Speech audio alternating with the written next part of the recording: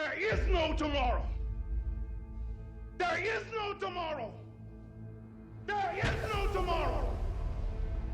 Every moment is an opportunity to start. Every single moment. So literally the second after you make a quote-unquote bad decision or one that wasn't in line with your goals, the next available moment is a time that you can start fresh. And this is an interesting way of looking at things. It's one that I think is more beneficial. It's funny. We have our days and weeks and months are broken up into these arbitrary, time frame. A day, well, it's not arbitrary necessarily, but 24 hours because the sun rises and sets. And then we break that up into, weeks, which is 7 days, and then months. And so you end up getting this like January's around the corner. I'm going to wait till January so I could start the new year. Or, okay, I'll wait till Monday because Monday starts the week. But the reality is every moment is new. Every single moment is starting over. So when something happens, rather than kind of harping on it, you're in a new space. Like, okay, that happened. Now I'm going to get back and do, and follow what I think is going to help me out. Hey, give me a second. I'm the owner of this YouTube channel and I work very hard on my videos so that you like them. And you know what? I noticed that more than 99% of my viewers are not even subscribed. If you really like my content, please subscribe and like it. Enjoy watching. I also think it goes back to a question I think we just recently answered too about goal setting and sometimes setting too much too soon or trying, like, for example, like I love having a gym membership because sometimes I feel like this. Sometimes I'm not being very consistent, and I told myself in the morning that today I'm going to make sure I get this workout in, and maybe yesterday when I was talking about it that I'm going to do this, when the morning time came around, I'm tired, I'm fatigued, I got busy, and I'm like, now I'm like, I'll just do it tomorrow, right?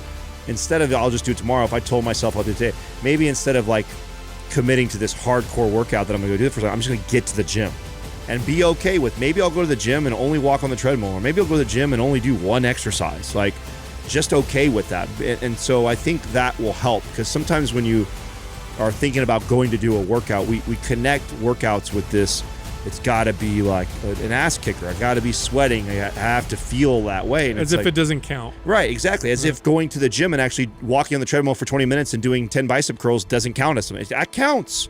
It counts. It's better than nothing. It's better than you saying I'll go tomorrow. So what I've learned to do now is just, hey, if I commit that I'm going to go today or whatever, I'm going today. My lazy ass could drive to the gym. Now, sometimes I have done this before, where I had the intention of starting a really good workout and I had it planned and it's going to be this thing, and I just was not feeling it at all. But I was also not going to not go to the gym because I've committed to that.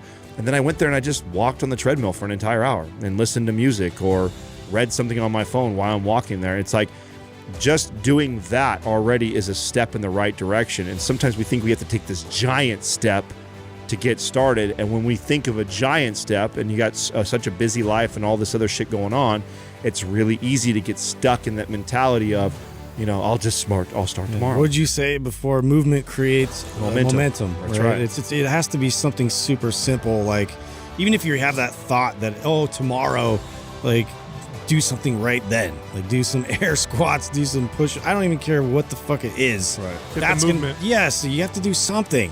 Be actionable. Even if it's writing it down on a piece of paper, like you did something. Well, the amazing part is when you do that, a lot of times, and this has also happened, there's some times when I go and it ends up being a 1 hour walk on the treadmill and I didn't hit the, but then there's other times where it starts off and I only do a few sets of bicep curls, but then the blood gets flowing, I get a little bit of energy back, the right song hits my headphones right then, and then I'm like, I'm going to do another exercise.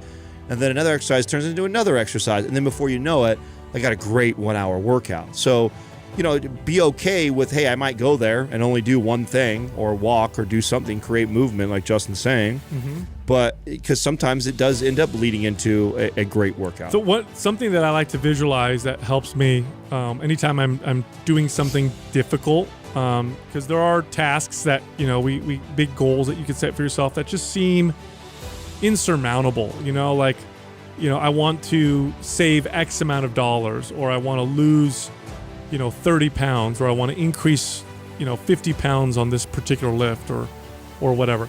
They can seem initially just like impossible. Gosh, how do you lose 30 pounds? Like, well, okay, fine. If I lost a pound a week, it takes 30 weeks, and that's at a good pace. That could take a long time. That means if I don't mess up, I can totally understand what that feels like. So try visualizing this. If you took, and I've used this before, if you took two parallel lines, two lines that were perfectly parallel to each other, and you moved one just a fraction, 1/4 of a degree to the right, that's it.